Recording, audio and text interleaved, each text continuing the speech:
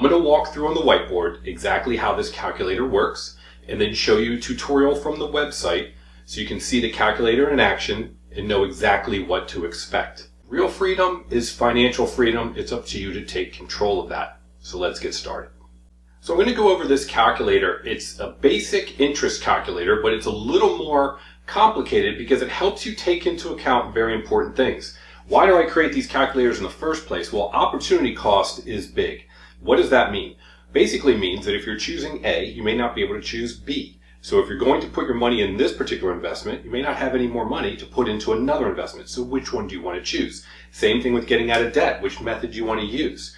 So this interest calculator, what you're going to see here in a moment through the tutorial, is on the left side and the right side. So on the left side here, you're going to have your input. It's really straightforward. How much money are you starting with? Maybe it's $1,000 or $100. Maybe it's nothing. Then you can add annually or monthly. How much do you want to put into this account every month or every year? Maybe it's $100 a month, for example. Then how does it compound? It has a drop down. Check with your bank. It might be daily. It might be monthly. In other words, how do they compound the interest that you're receiving? And then, of course, you're going to put in the interest rate. Then you're going to have, didn't write that here.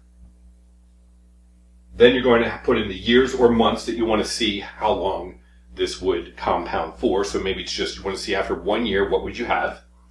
But most importantly, at the very bottom, because a lot of calculators do not have this, two things that people don't take into account are taxes and inflation. So you can look online, but generally speaking, you'll be able to find for your income level how much you pay in taxes a year, federal and state. Let's say it's around 25%. So you would just put 25% in that box. And then inflation. Right now, this is August of 2024. Things seem to be running at around 3% year over year, or monthly, I should say, inflation.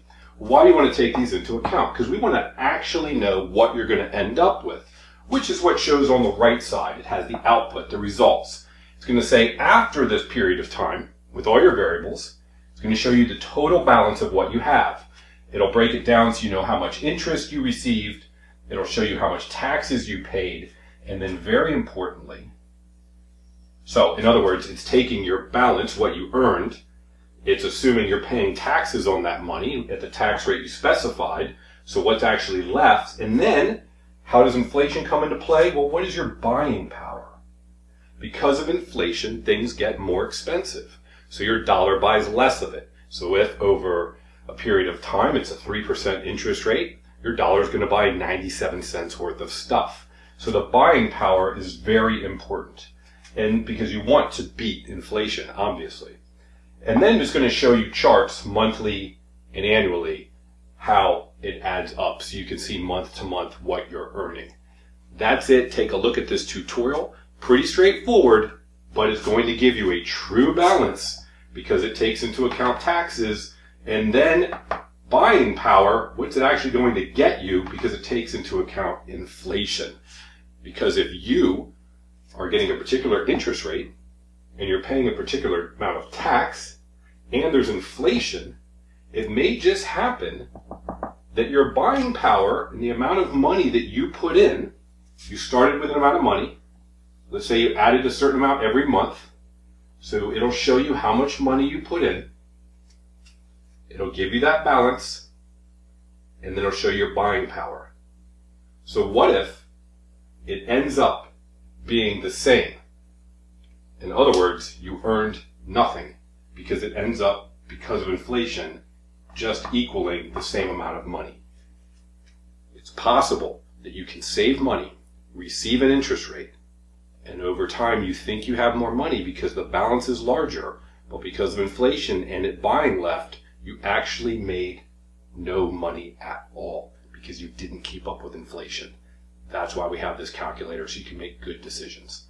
Thanks for watching. Take a look at this tutorial. It'll walk you through the calculator. So here we are at the interest calculator.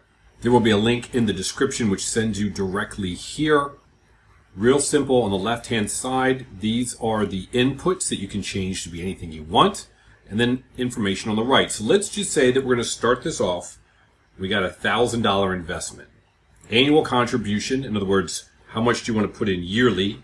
That's if you're just doing it, let's say, once a year. But we're just going to say $0 and we'll do $100 a month. We're going to contribute at the beginning and the end of the month. It would be the beginning interest rate. Let's say it's around 5%. Compound. It's a drop down here. Look up your bank online, but a lot of them are monthly compounded. How many years? Let's say 10 years. So we're going to put $100 away. We're starting with $1,000. Put $100 away every month. We get a 5% interest rate. It's going to go for 10 years. Our tax rate, after we looked it up, is around 25%. Federal plus state, based on our income level. There are charts out there online. But usually 20 to 25%, probably for most people. Could be less, could be more. Inflation. The inflation rate currently is a little over 3. We're just going to go with 3. Let's calculate. So what you'll see here is the ending balance. This is the number. There's two numbers that matter. The ending balance and then the inflation number here at the end. But first, let's look at the ending balance.